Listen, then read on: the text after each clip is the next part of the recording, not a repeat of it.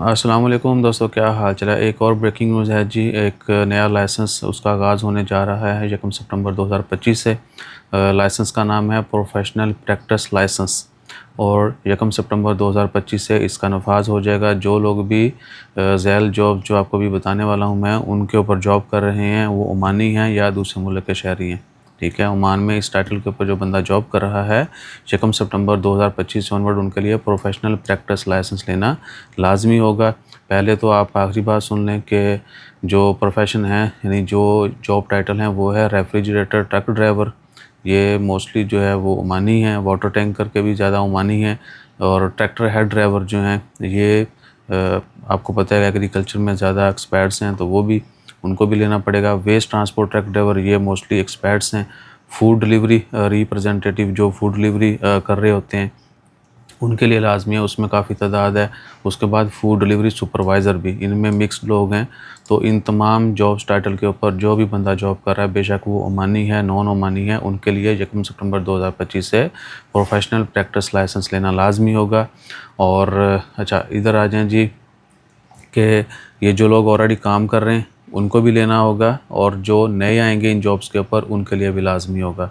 अच्छा, अब बातें हैं कि ये कैसे मिलेगा। Licence application must be submitted electronically via the official platform of the sectoral skill unit. ये सेक्टरल स्किल यूनिट है, उनकी वेबसाइट के ऊपर जो है आपने अप्लाई करना है https://issu.ola.om। ठीक है जी, इसके ऊपर जाके आपने साइन अप करना है। यानी आप शेख गूगल के ऊपर लिखेंगे ना issu.ola.om, तो जो सेक्टरल स्किल यूनिट है इनकी वेबसाइट आ जाएगी, वहाँ पे जाके आपने ये सर्टिफिकेट अप्लाई करना है। ठीक है, इससे पहले भी एक बंदे ने जिक्र किया था कि जी फ़ीसेस वगैरह का नहीं बताया, तो भाई इसमें भी उन्होंने फ़ीस का जिक्र नहीं किया। लेकिन आने वाले दिनों में जब ये अप्लाई हो जाएगा और लोग लेना शुरू कर देंगे तो मज़ीद भी अपडेट्स आ जाएंगी इसके ऊपर, बल्कि उससे पहले आ जाएंगी।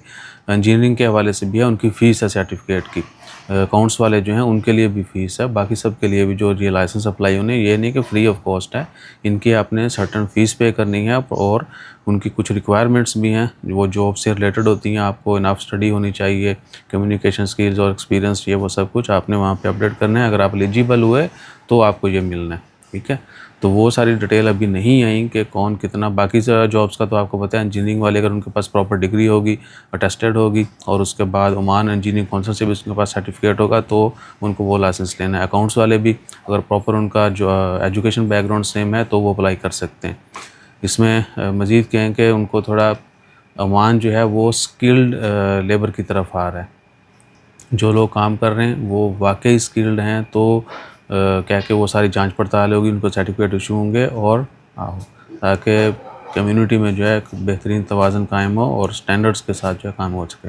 ये नहीं कि बंदा जो है वो अनपढ़ है और आके बड़ी वीआईपी जॉब कर रहा है अपने एक्सपीरियंस बेस के ऊपर, तो थोड़ा गैप तो आता है, ये चीज़ों का बड़ा असर पड़ता है। बहरहाल जो मेन हमें लग रहा है वो यही है कि जो रियली प्रोफेशनल हैं उनको जॉब जो हैं वो मिलनी चाहिए। That's what till now we understand till now. बाकी अल्लाह ताला खैर रखे। उम्मीद है कि आने वाला का सबके लिए अच्छा होगा, और जैसे कोई मज़ीद अपडेट्स आती हैं वो भी शेयर करेंगे। अपना ख्याल रखिएगा, वो हमें याद रखिएगा। जज़ाकल्लाह। अल्लाह हाफ़िज़। Like share subscribe follow comment किया करें, बड़ी तादाद स्लो है थोड़ी। जज़ाकल्लाह।